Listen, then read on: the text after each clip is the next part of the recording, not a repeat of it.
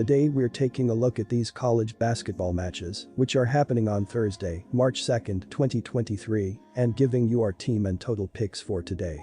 Welcome back to High Stakes. Before we dive into our video, don't forget to subscribe and push that notification bell to get notified as soon as we release these sport prediction videos, and make sure to watch it till the end so you don't miss any of our picks. Also check out our Patreon if you want access our premium picks. Our Patreon is a way for us to help you improve your chances of making more money. You will find the link in description and comments section below. One more thing before we start, check out our new channel High Stakes Props and Parlays, where you can find our player props and parlay picks predictions. You will find the link in the description and comments section below. Texas State vs Old Dominion. In the only meeting between these two during the regular season, Old Dominion defeated Texas State 70-68 and covered the spread as a 2-point underdog on the road. Old Dominion has covered the spread in each of its last 3 and in 6 of the last 7. Texas State has failed to cover the spread in 6 of its last 7. Old Dominion's defense, which holds opponents to an average of 66.2 points per game, combined with an offense that scores enough to win, will result in a victory on Thursday for the Monarchs. Texas State has struggled all season on offense, averaging only 65.6 points per game, while shooting 43.6%, and from long range is hitting only 30.4% of its shots. Our team pick is Old Dominion Monarchs. When looking at the pace of play from these programs, they are extremely slow as Texas State is 345th in the sport with 65.8 possessions per game, while Old Dominion is currently 282nd in NCAA with just 67.9 possessions per game right now. Both programs are struggling to shoot from 3 this year, as the Monarchs are 287th in the country with a 32-team 3-point percentage, while the Bobcats are 323rd with a 31.2 percentage from deep. The under has hit in 5 of the last 7 Bobcats games following a win, as well as in 10 of the previous 14 Monarchs games, so take under 131.5 points here. Wichita State vs Houston. Wichita State is too good to spot 18 points in this one. I know Houston is the better team on senior night and will likely win the game, but not by more than 18. Houston has only covered a spread of 16 or more 3 times during the conference season, and 2 of those wins were over last place Tulsa. Wichita's biggest conference loss this year was by 10 points, and they only lost by 9 last time they played Houston. The Shockers have strong guards in Walton and Porter Jr., who are good enough to match up with the Cougars' backcourt and keep this game close. Wichita just beat Tulane and is playing solid basketball lately. This is too many points to pass up. Take Wichita State plus the points. Neither of these teams plays very fast according to KenPom, but I am going to trust the recent trends and offensive efficiencies in this matchup. Wichita State is on an incredible run of overs. They have hit the over in 13 consecutive games coming into this matchup. They now must play against one of the best scoring offenses in the country in Houston. Houston is playing their last home game of the season and the last home game of Marcus Asser's and likely Horace Walker's career. Houston will try to score 100 in this. Wichita has been finding a way to go over the total all-conference season. Trust the trends and energy on senior night. Take the over 131.5 points. Temple Owls vs Central Florida Knights. The Central Florida Knights have been the better team this season, having a stronger offense and defense. The Knights will look to shoot a ton of threes against the Owls, as they have been efficient from long range this season. The Owls have been in a slump as of late, specifically struggling to score the ball. Our team pick is Central Florida Knights -1 point. Central Florida's leading scorer and best player this season has been Taylor Hendrickson. He averages a team-leading 15.3 points, 6.6 rebounds, and 1.8 blocks per game. The Knights have been a decent offensive team this season, specifically they have shot the three-pointer well, shooting 36.3% from deep as a team. Defensively, the Knights have been really impressive, limiting their opponents to under 66 points per game. The Temple Owls currently have a record 15-14, placing them 5th in the American Athletic Conference. The Owls have lost 5 of their last 6 games, most recently losing 88-83 in overtime to the Cincinnati Bearcats. Damian Dunn exploded for 34 points against the Bearcats, however it wasn't enough to take home the win. Caliph Battle has led Temple in scoring this season, he is averaging 18 points per game. On the offensive end, the Owls will not blow you away, they have struggled shooting the ball at an efficient rate. Defensively, the Owls have been solid, limiting teams to under 43% from the field and 33% from 3. Our total pick is over 133.5 points. Siena Saints vs Manhattan Jaspers. The Siena Saints are coming off of a blowout loss against Iona. On Thursday evening they will look to bounce back. The Jaspers have been quite poor on offense this season, facing a solid defense like the Saints will make this a big challenge for Manhattan. Expect the defense from Siena to edge the Saints over the Jaspers. Our team pick is Siena Saints -7.5 points.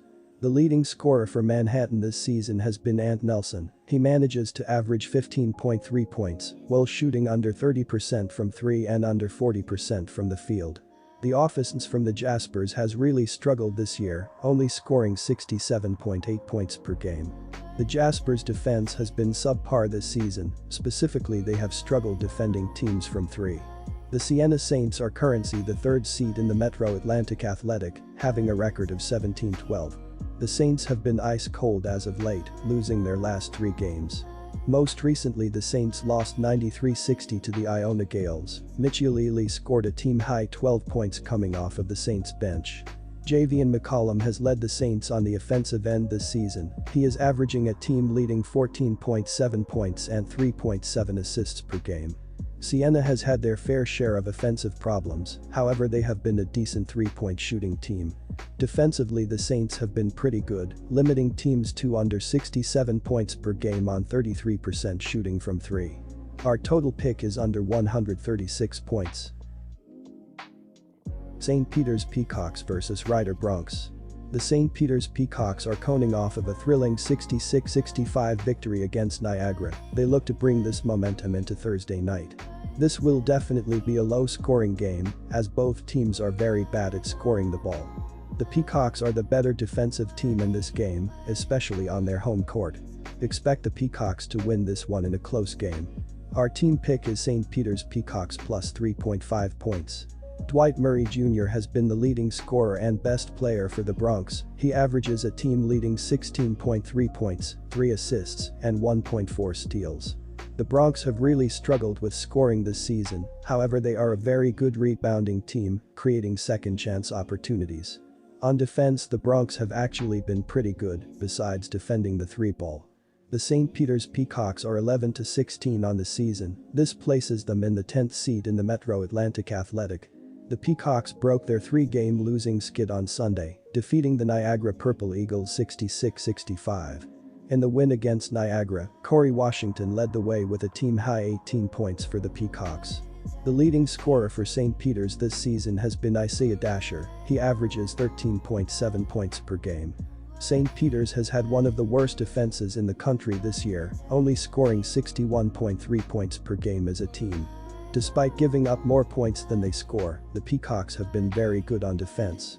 The Peacocks limit their opponents to 65 points per game this season, greatly due to their defensive rebounding, limiting second chances. Our total pick is under 128 points. Iona Gales vs Marist Red Foxes. Taking Iona to cover their spread in this one for multiple reasons. The Gales are the better team overall, ranking better in both offensive and defensive efficiency, according to KenPom. Last time these teams faced off, Iona won easily on the road by 27 points, and I expect a similar result in this one. The Gales average 76 points per game on the season and shoot over 35% from deep, while the Red Foxes only average 63 points per game on the season and shoot just over 30% from deep. The Gales also rank considerably higher in adjusted tempo, meaning we can expect them to outpace Marist throughout the game. Iona has covered in 7 of their past 8 games leading into this one, making me confident in taking them to cover their spread. Our team picks Iona minus 17 points.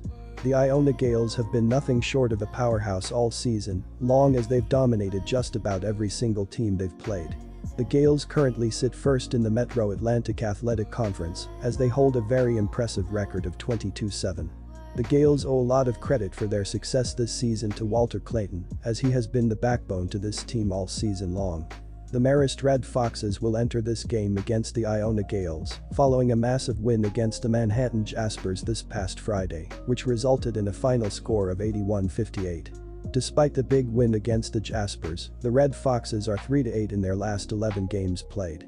Safe to say that the Red Foxes have been struggling mightily as of late. The Marist Red Foxes have been nothing short of horrendous all season long, and that is clearly shown in their record. The Red Foxes sit 11th in the Metro Atlantic Athletic and currently hold an overall record of 10-17. Even if the Red Foxes get a big performance from Patrick Gardner, this one won't even be close.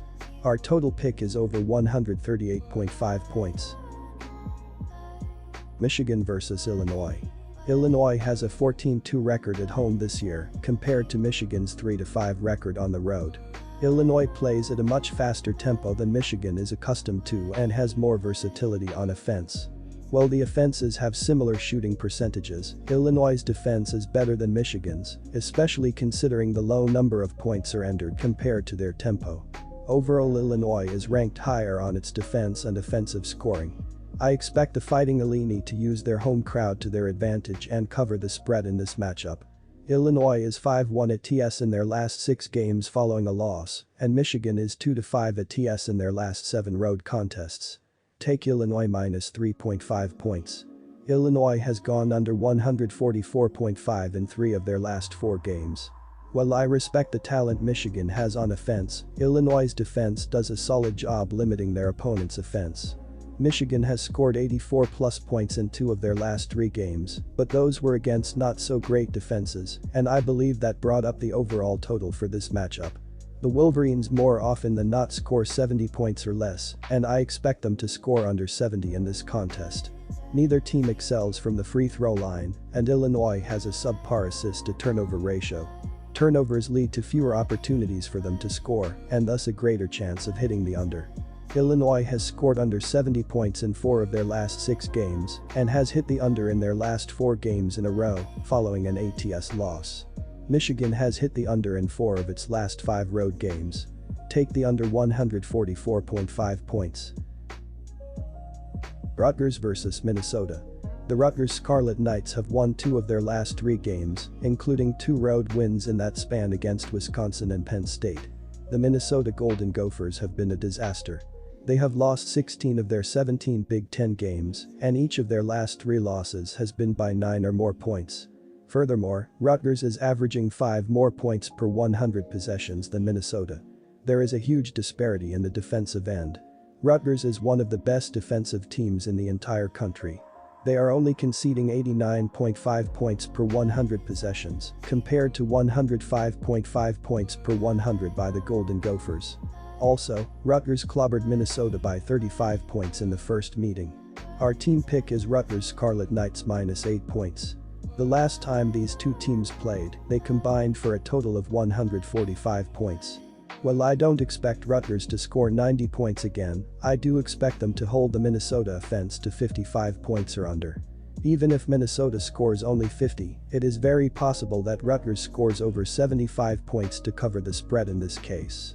Minnesota has totaled over 125 points in their last 4 contests, and Rutgers has the potential to score 75+ again, with a nearly fully healthy lineup.